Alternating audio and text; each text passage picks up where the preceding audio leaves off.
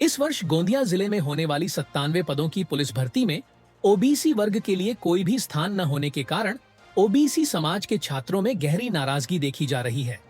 छात्रों की मांग है कि यह भर्ती प्रक्रिया रद्द कर ओबीसी वर्ग के लिए आरक्षित पदों को शामिल किया जाए। गोंदिया जिला एक नक्सल प्रभावित क्षेत्र है, जहां के कई छात्र वर्षों से पुलिस भर्ती की तैयारी कर रहे हैं। इस साल जिले में प्रस्तावित 97 पदों के लिए पुलिस भर्ती प्रक्रिया शुरू की जा रही है। हालांकि जिले में ओबीसी समाज की संख्या बड़ी होने और 19% आरक्षण का प्रावधान होने के बावजूद इस भर्ती प्रक्रिया में ओबीसी वर्ग को एक भी पद नहीं दिया गया है। इससे ओबीसी वर्ग के छात्रों में भारी असंतोष फैल गया है। छात्रों का कहना है कि उनकी आयु सीमा समाप्त होने की कगार पर है और यदि इस बार भी उन्हें मौका नहीं मिला तो उन्हें बेरोजगार रहना पड़ेगा। पुलिस भर्ती की तैयारी कर रहे छात्रों ने अपनी नाराजगी जाहिर करते हुए आंदोलन की चेतावनी दी है। गोंदिया जिल्ह्यामध्ये जी प्रस्तावित भरती आता पोलीस शिपाई पदाकरता होणार आहे, त्या प्रस्तावित भरती करता पोलीस विभागाने जी कंपनीकृत यादी आरक्षणाची जाहीर केली, त्या यादीमध्ये 97 जागा एकंदरीत दाखवल्या आहेत।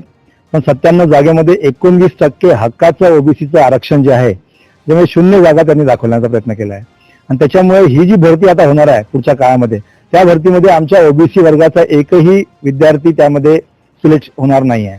हा अतिशय अन्याय आणि भेदभावपूर्ण वागणूक या ओबीसी विभागाच्या मुलांसोबत होत आहे। त्याचप्रमाणे मागच्या 1.5 वर्ष पहिले 22-23 मध्ये जी भरती झाली होती, त्या ठिकाणी सुद्धा 110 जागा असताना तेव्हा सुद्धा ओबीसी वर्गाकरता एकही जागा देण्यात आली नव्हती। जणू काही पोलीस विभाग ओबीसी विभागाच्या विद्यार्थ्यांशी जाणून बुजून हा खेळ करत आहे आणि ओबीसी विभागाच्या विद्यार्थ्यांना डावलण्याचा प्रयत्न करत आहे। हा अन्याय आहे। हक्काचं आरक्षण परमपूज्य डॉक्टर बाबासाहेब आंबेडकरांनी दिलं असल्यावर सुद्धा या गोंदिया जिल्ह्यामध्ये ओबीसीच्या विद्यार्थ्यांशी खेळ होत आहे। आज ज्या विद्यार्थ्यांचं वय 27 वर्ष झालं, त्यांनी जर 2 वर्ष तयारी केली आणि ऐन भरतीच्या वेळेस जर त्या ठिकाणी आरक्षणचा याच्यामध्ये एकही जागा नसेल तर मग त्या पोरांनी जायचं कुठं? कारण की त्याची वयोमर्यादा 28 आहे, त्याला ओपन मध्ये जावं लागेल। त्याच्यामुळे ओबीसीच्या विद्यार्थ्यांनी शेवटी का मग आत्महत्या करायच्या का? त्या पोरांनी शेवटी या नक्षलग्रस्त जिल्ह्यामध्ये बंदुका परत हाती घ्यायचे काय? शासन एकीकडे नक्षलवाद संपवण्याचा प्रयत्न करत आहे, संपवण्याच्या गोष्टी करत आहे आणि नक्षलवाद संपवताना जर ओबीसी विद्यार्थ्यांवर ओबीसी समाजाच्या लोकांवर जर अन्याय होत असेल, या पोरांनी शेवटी करायचं काय? त्यांच्या आईवडिलांनी करायचं काय? घाम गाळून आपल्या पोरांना शिकवायचं, शिक्षण द्यायचं, फिजिकल फिटनेससाठी तयारी करवायची, हजारो लाखो रुपये खर्च करायचे आणि ऐन पदभरतीच्या वेळेस ओबीसीची जागा, हक्काची जागा ओपनला देऊन टाकायची, हे निरंतर यांची सवय होऊन गेलेली आहे।